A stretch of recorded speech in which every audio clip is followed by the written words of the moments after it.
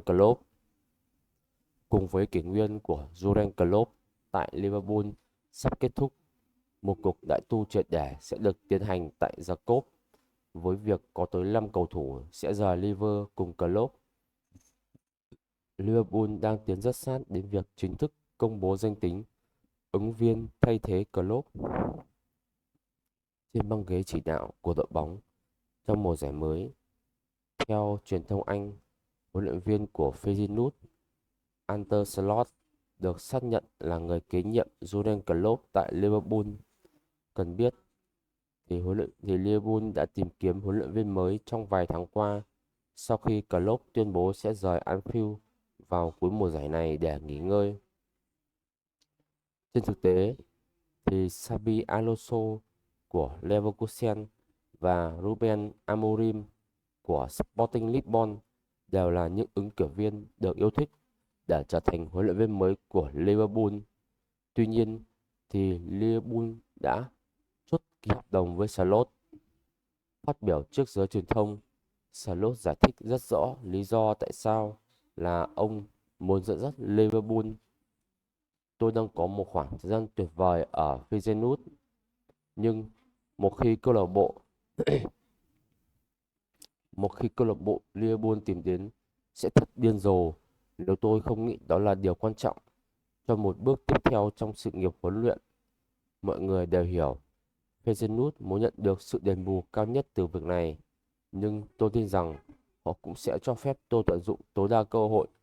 Chuyển đến Liverpool sẽ là một bước tiến lớn đối với tôi và không có gì bí mật khi tôi muốn đến Liverpool. Các cuộc đàm phán giữa Liverpool và Feyenoord đã tìm được tiếng nói chung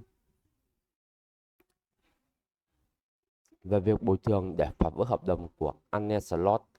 Cụ thể, Liverpool sẽ trả mức phí lên tới 13 triệu bảng để hoàn tất thương vụ. Đây được coi là mức phí kỷ lục mà Liverpool trả cho một huấn luyện viên từ câu lạc bộ Hà Lan từ trước đến nay.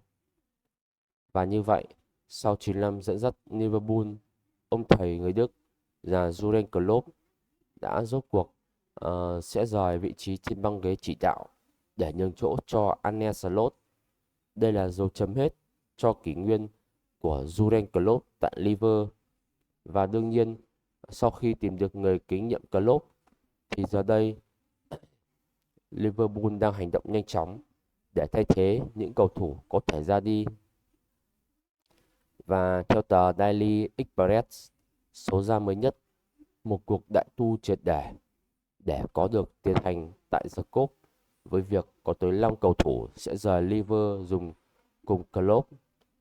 Cái tên đầu tiên nhắc đến đây sẽ là Matip, người đã gia nhập Liverpool mùa hè 2016.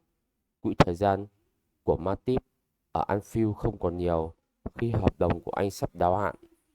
Một cầu thủ khác dự kiến sẽ ra đi là thủ môn San Miguel, người chưa có phút thi đấu nào ở mùa giải này. Bên cạnh đó, Alcantara, người được Liverpool chiêu mộ với nhiều kỳ vọng vào năm 2020, có thể sẽ không tiếp tục vì vấn đề chấn thương và phong độ kém. Cộng thêm việc sắp hết hạn hợp đồng với đội bóng vùng Merseyside. Ngoài ra, một số cầu thủ